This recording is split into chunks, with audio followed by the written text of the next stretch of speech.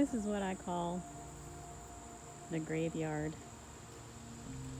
So many attachments out here, just laying in the woods rusting.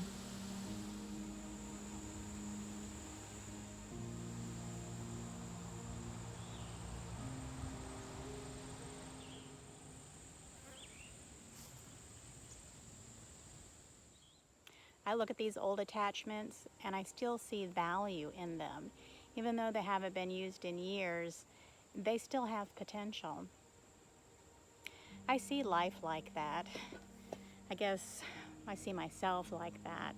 Although I haven't been sitting in the graveyard for years, sometimes I feel like I have missed out on a large chunk of life because I haven't necessarily followed my dreams. I stayed with a job that I loved, but wasn't good for me, and actually in the end almost killed me.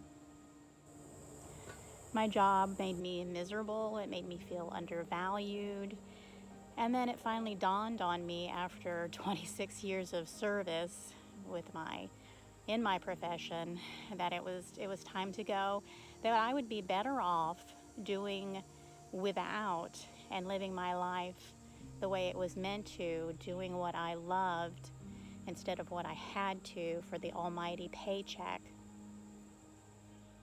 With a lot of planning and help from my husband, encouragement from my husband, we finally got our finances in order and we made the huge leap of retirement.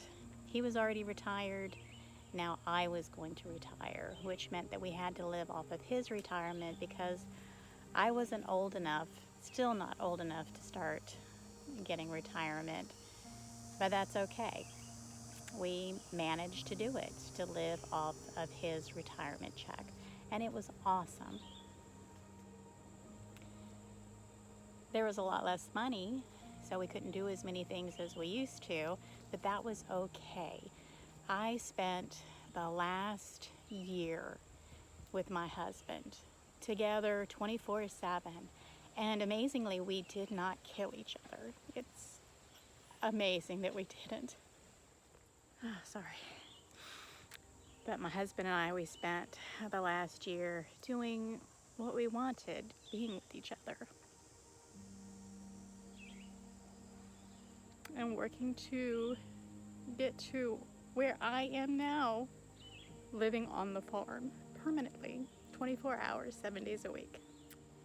I think it was harder for him leaving our home in Florida because he had so many friends, so many good friends. And I too have a lot of good friends, but I always felt that this is where I was supposed to be, with my hands in the soil, fresh air, solitude, beauty, animals. I don't know. It's just I feel at home here on the farm. And so I plan on keeping our dream and staying here and working the land and making it into something productive again, because nobody's taken care of it in years. I want to keep it the way it is, but I want to make sure that everything is repaired. I don't want to change anything. I just want to make it repaired and usable again. That's my goal. I want to clear out some of these woods and put it back to pasture. Although the woods are beautiful, pasture is what it used to be, and I really would like to see it that way again. As I was walking out here, I thought to myself that I would talk about grief. So I guess this is going to be the grief part. It's been a little over 5 months since my husband Fred has passed away. Sorry. I was really proud of myself yesterday. For the first time, I was able to tell someone that my husband was deceased without crying. And I didn't cry all evening, and I didn't cry myself to sleep. I'm like, this is good. I can get through this. But then this is where grief gets you. I woke up this morning and I got on Facebook, and someone had posted on his Facebook page. And I cried. And then I got on my Facebook page and I looked at some memories, and he was in almost all of them. So I cried some more. So this is grief. One day you're doing okay, you think you've got it handled and managed, and then the next day you're just a weepy mess. And that's what I am today, just a weepy mess.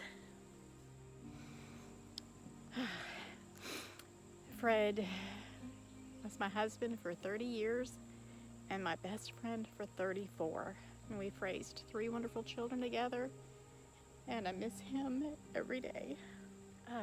So if you watch my videos and I seem happy and upbeat, well, it's because that's my personality. My mother used to call me sunshine. Every morning I wake up with a smile on my face and ready to hit the ground running, happy for what the new day would bring and its prospects. And I'm still that way. I still try very hard to hit the ground running.